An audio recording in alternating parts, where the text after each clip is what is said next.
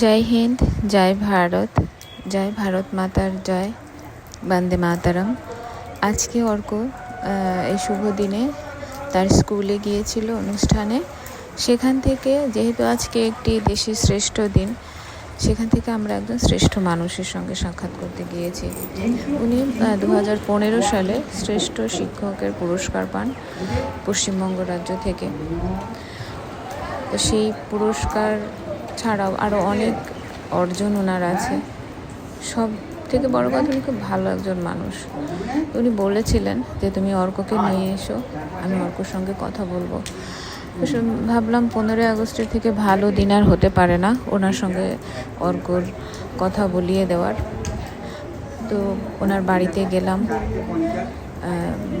অর্কর সঙ্গে উনি অনেক কোয়ালিটি টাইম স্পেন্ড করলেন এবং এটা আমাদের জন্য অনেক বড় একটা অর্জন, এরকম একজন মানুষের সাক্ষাৎ পাওয়া।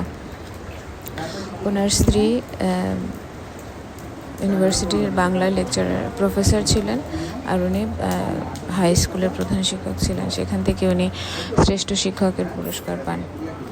উনি আমাদের সঙ্গে ওনার সেই পুরস্কার অর্জনের অভিজ্ঞতা শেয়ার করলেন, অর্কর সঙ্গে কথা বললেন, সময় কাটালেন। আমাদের খুব ভালো লাগলো। তো চলুন শুনি ওনার কথা। তারপরে কি সুন্দর বাগান, বুঝতে পারছো, সেই গোলাপ, কত ধরনের গোলাপ, সেগুলো সব আমাদের দেখা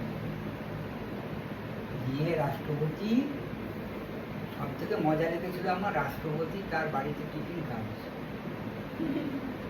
কি জিলিপি, সিঙ্গারা, মানে বাঙালিয়ানার যে খাবার। ওই দিন কি সব বাঙালিরাই ছিলেন? না না, সব রাজ্যের, সব স্টেট থেকেই একজন একজন করে গেছে, যারা নির্বাচিত শ্রেষ্ঠ শিক্ষক ছিলেন। তারপরে আমরা ইয়েতে গেছিলাম, ট্রেনে গেছিলাম, কারণ ট্রেনের টিকিটের এত দাম, দেখলাম সরকারের 2 টাকা খরচ করা ঠিক নয়, সরকার হয়তো দিয়ে দেবে। আমরা ট্রেনেই গেলাম, ট্রেনে মজা। হ্যাঁ, ট্রেনে গেলাম, ট্রেনে ফিরলাম। তারপরে সেদিনের সব থেকে মজার ব্যাপার ছিল, আমরা যেদিন এখান থেকে স্টার্ট করব সেটা সম্ভবত 2 আগস্ট। সেই দিন একটা বাংলা বন দেখেছি। এখন আমরা তো চিন্তায় করে গেছি, আমাদের শিয়ালদা থেকে ট্রেন,